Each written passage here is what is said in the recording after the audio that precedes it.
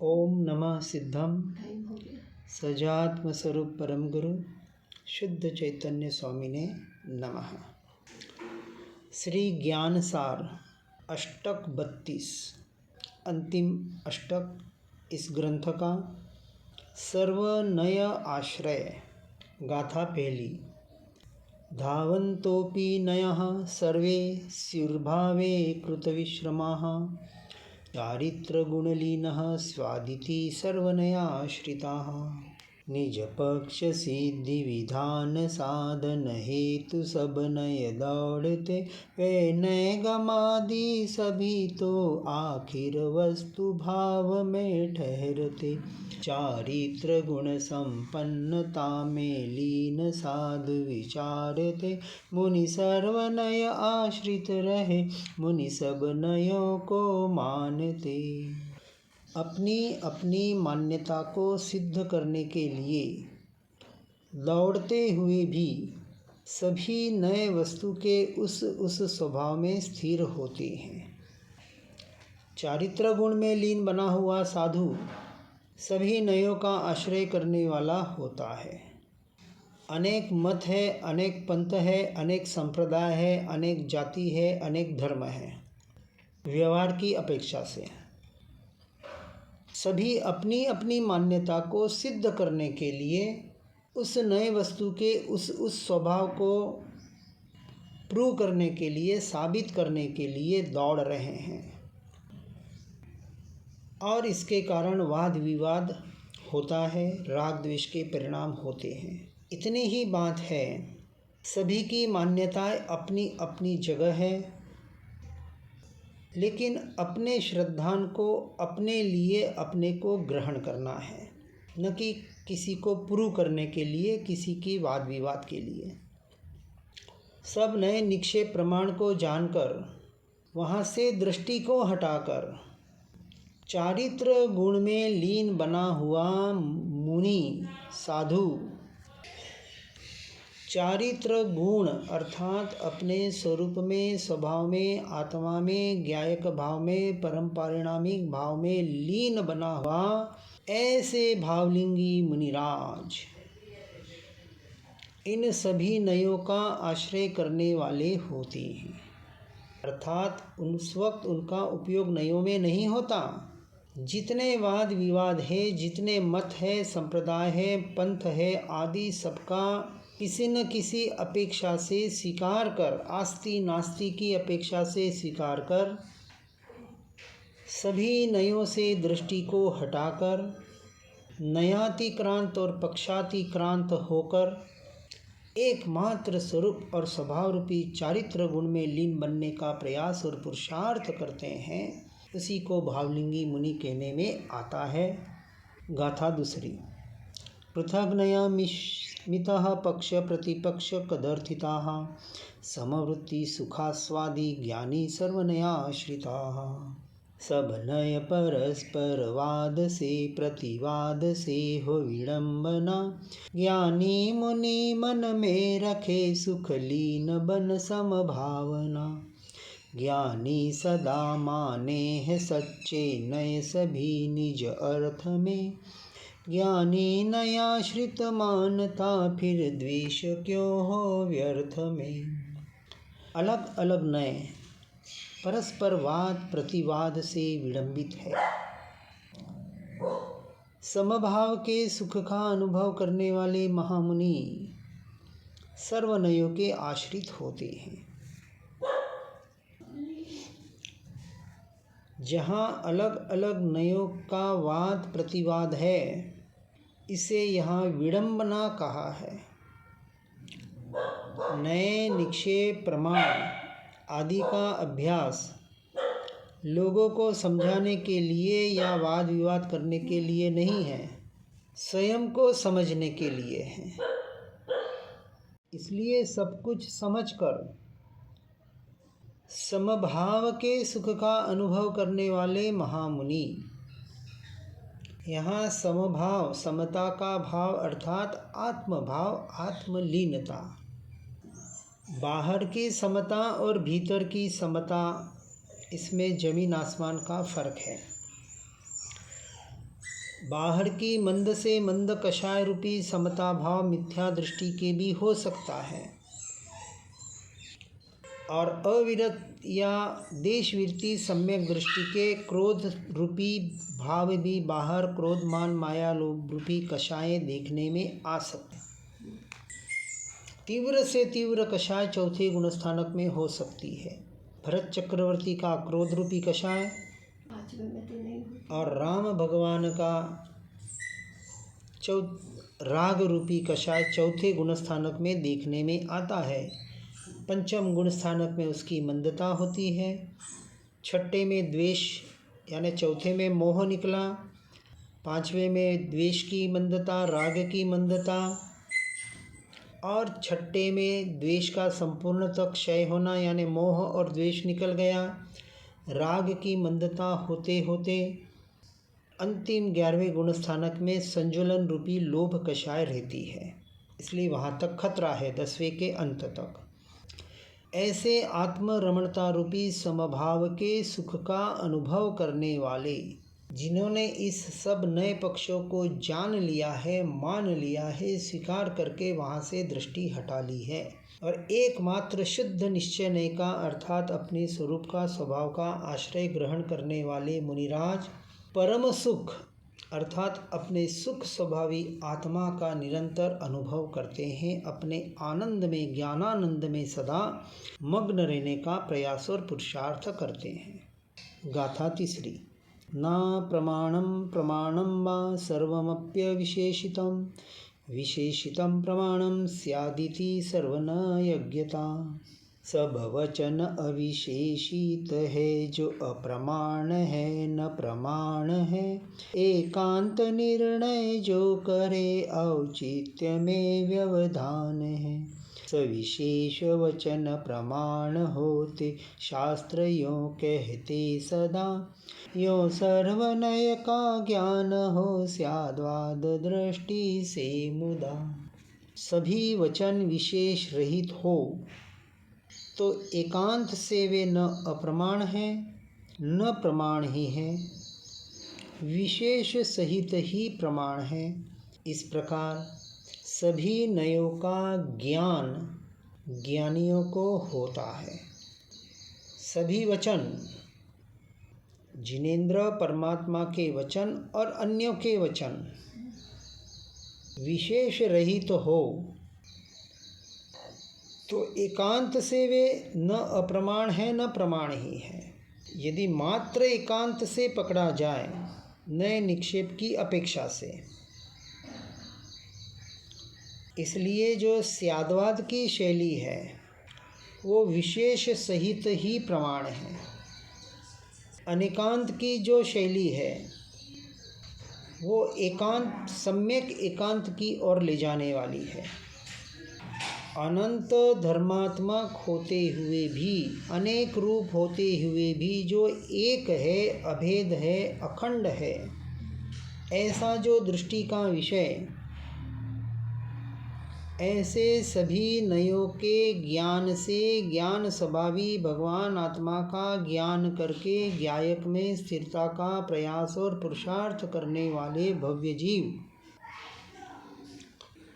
अपने ज्ञायक भाव का आश्रय करके उसी में लीन होने का प्रयास करते हैं। ऐसे भव्य जीवों को सभी नयों का ज्ञान होता ही होता है और उस ज्ञान के आधार पर ही स्वपर का यथार्थ निर्णय कर पाते हैं।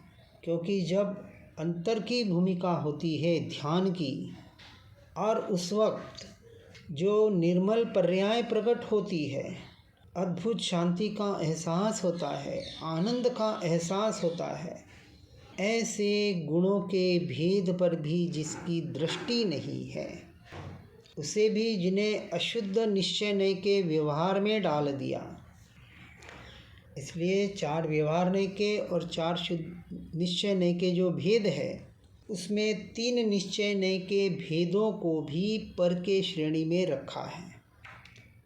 ऐसे नयों का जिसे ज्ञान है वो ऐसे नयों में अटकते नहीं हैं और एकमात्र शुद्ध निश्चय नय का अर्थात अपने स्वभाव और स्वरूप का ज्ञायक का आश्रय लेकर उसी में लीन होने का प्रयास और पुरुषार्थ करते हैं। गाथा चौथी। लोके सर्वनयज्ञानां ताटस्थ्यं वाप्यनुग्रह स्यात्पृथग् नयमूढानां स्मयार्तिर्वातिविग्रहः। नय सकल के ज्ञाता जनों के मन रहे समभावना। माध्यस्थमति उपकारमति से पूर्ण मन की साधना। पर अलग नय की मान्यता में मूढ़ नर जो हो गया। अभिमान में अति क्लेश में मन सकल उसका खो गया। लोक में सभी नयों के जानकार को माध्यस्थ भाव अथवा उपकार बुद्धि होती है और अलग अलग नयों में मोहग्रस्त आत्मा को अभिमान की पीड़ा अथवा अत्यंत क्लेश होता है। सभी नयों को जानकर किसी नय का पक्ष करे, किसी नय का आग्रह करे, इसे मोहग्रस्त आत्मा कहा। क्योंकि जो श्रद्धान है ये आत्मा का विषय है, आत्मा का गुणधर्म है। किसे अपना मानना और किसे अपना न मानना, किसमें मैं मेरापना करना और किसमें मैं मेरापना न करना, ये आत्मा के श्रद्धा का विषय है, अन्य 5 द्रव्यों का नहीं है। और अपेक्षा से देखें तो अन्य जीवों का भी नहीं है। मेरी श्रद्धा मैं ही प्रकट कर सकता हूँ, मेरे स्वभाव तक मैं ही पहुँच सकता हूँ। इसलिए जब तक अपने स्वयं की श्रद्धा नहीं है, अपनी आत्मा की स्वरूप की स्वभाव की श्रद्धा नहीं है, तब तक वह जीव अभिमान रूपी पीड़ा को प्राप्त करके अत्यंत क्लेश रूप होता हुआ, आकुलतामय होता हुआ दिखाई देता है। और जो सच्चे जानकार है वो नयों को बराबर समझकर सभी नयों में माध्यस्थ भाव रखकर हेय रूपी मान्यताओं को छोड़ देता है, वहाँ से अपने उपयोग को हटा देता है। और जो उपादेय ऐसा जो शुद्ध निश्चय का विषय ऐसा जो आत्मा है, उसी को ग्रहण करने रूप लीन होने रूप मानकर उसमें स्थिर होने का यथार्थ प्रयास और पुरुषार्थ होने की वजह से वो बाहर की पीड़ा और क्लेश से रहित होकर, आकुलता से रहित होकर, निराकुल या अनाकुल होकर अपने स्वरूप और स्वभाव में स्थिर होने का प्रयास और पुरुषार्थ करता है। सभी नयों का सार यही है, इतना ही है। गाथा पांचवी। श्रेयः सर्वनयज्ञानां विपुलं धर्मवादतः शुष्कवादाद्विवादाच्च परेषां तु विपर्याः। ज्ञाता सकल नयवाद के जो धर्मवाद सदा करे, कर धर्मवाद करे स्वपर कल्याण मन अमृत भरे। एकांत दृष्टि बनी जिनों की शुष्कवाद किया करे, हटवाद शुष्क विवाद से जग में अमंगल ही भरे। सभी नयों को जानने वालों का धर्मवाद से बहुत कल्याण होता है। जो सभी नयों को जानता है उसको धर्मवाद से बहुत कल्याण होता है, यदि वह एकांत दृष्टि वाला न हो तो। क्योंकि अन्य एकांत दृष्टि वालों का तो शुष्कवाद और विवाद से अकल्याण ही होता है। बिना नयों को जाने एकांत का ही आश्रय कहे, चाहे सिर्फ आत्मा की ही क्यों न बात हो, द्रव्य को स्वीकार करे और पर्याय को स्वीकार न करें। द्रव्य दृष्टि और पर्याय दृष्टि, व्यवहार नय और निश्चय नय अपनी अपनी अपेक्षा से अपनी अपनी जगह व्यवस्थित है, यथा योग्य है। व्यवहार का निषेध हो जाए तो ये सारा जगत गड़बड़ हो जाएगा, क्योंकि 99% लोगों के लिए ये व्यवहार नए हैं और निश्चय ने मात्र 1% लोगों के लिए है का मतलब उतने पात्र होते हैं, है तो सभी के लिए, लेकिन पात्र जीव निश्चय नहीं के यथार्थ रूप से ग्रहण करने वाले, एक समझने वाले 1%, फिर आगे बढ़ने वाले, उसको प्राप्त करने वाले और उसमें विरलों में विरले। इसलिए एकांत दृष्टि यानी जिन्हें ये आत्मा की बात मिल भी जाए तो भी भटकने के बहुत चांसेस हैं। इसलिए बहुत सावधानी से हमें काम करना है, स्व पर को यथार्थ रूप से समझना है और इस समझ का नाम सम्यक दर्शन है। अभी आगे भागने का काम नहीं करना है कि व्रत पचकांड ले लूँ और अभी नहीं ले पा रहा हूँ और अभी ये नहीं हो रहा है और वो नहीं हो रहा है, कोई बात नहीं, होए तो अच्छी बात है, उसका निषेध भी नहीं, क्योंकि व्यवहार होता है लेकिन व्यवहार में धर्म बुद्धि नहीं होती है। व्यवहार का निषेध हो जाए तो धर्म का निषेध हो जाए। अपेक्षा यदि समझ में न आए तो जीव इस मार्ग में आने के बाद भी भटक सकता है।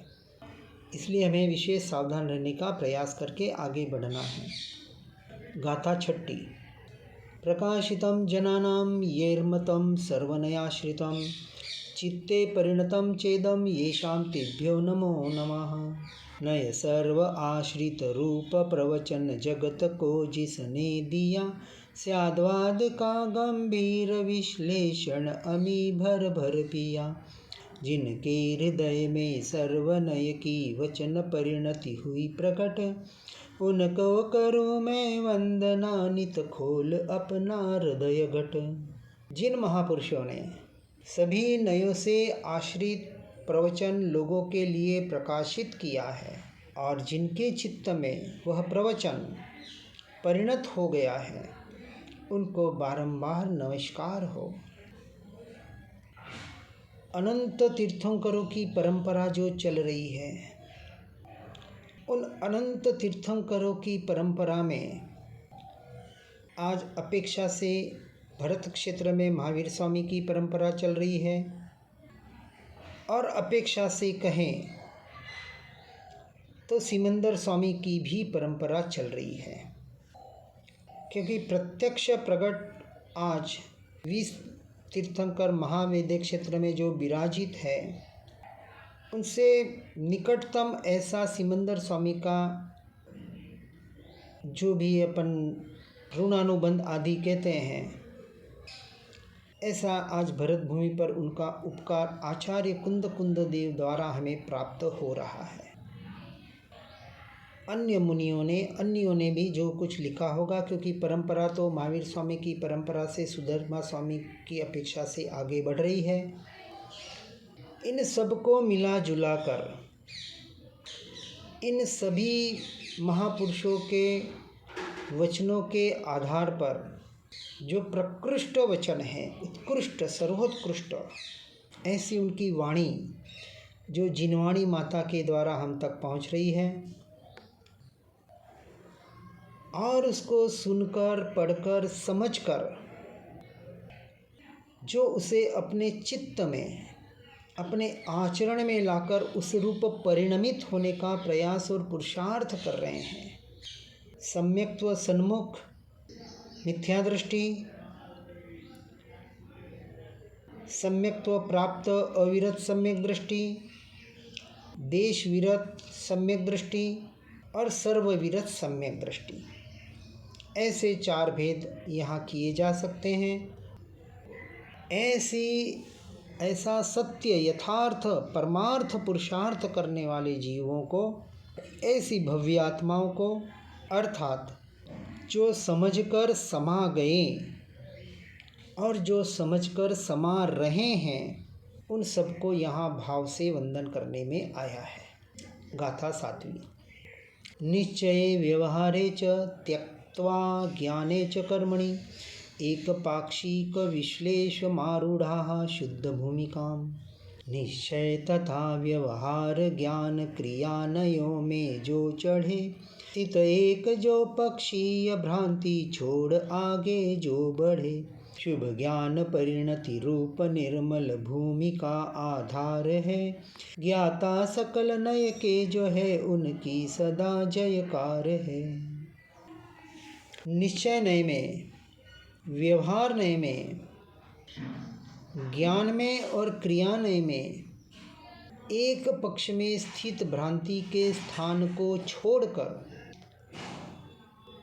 शुद्ध भूमिका के ऊपर आरूढ़ हो, ऐसा यहाँ उपदेश देने में आता है। और ऐसे जो आरूढ़ हो रहे हैं शुद्ध भूमिका में, किसी भी पक्ष का आग्रह किए बगैर नयातिक्रांत और पक्षातिक्रांत होकर पहले निश्चय नय से, व्यवहार नय से जिन्होंने धर्म के स्वरूप को समझ लिया, ज्ञान क्रियाभ्याम मोक्ष इस वाक्य को जिसने व्यवहार निश्चय नय की अपेक्षा से ग्रहण कर लिया अर्थात आचरण में ला लिया, पहले से चौथे गुणस्थानक में ज्ञान की क्रिया और चौथे से 12वें गुणस्थानक तक ज्ञान सहित की क्रिया अपनी भूमिका के अनुसार, और उसका आश्रय करके भ्रांतियों के सभी स्थानों को छोड़कर मात्र शुद्ध भूमि पर अर्थात अपने त्रिकाण शुद्ध स्वभाव का जिन्होंने आश्रय ग्रहण कर लिया है, ऐसी अपने स्वरूप स्वभाव रूपी शुद्ध भूमि पर ज्ञायक भाव में जो आरूढ़ है, वो जीव वास्तविक मोक्ष के अधिकारी है, मोक्ष मार्ग के अधिकारी है।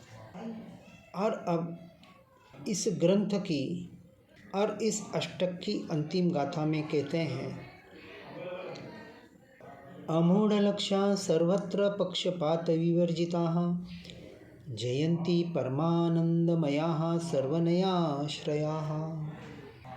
चूके नहीं निज लक्ष्य को जो पक्षपात रखे नहीं, आनंद में बन मगन मन सर्वत्र जो नभ तल मही।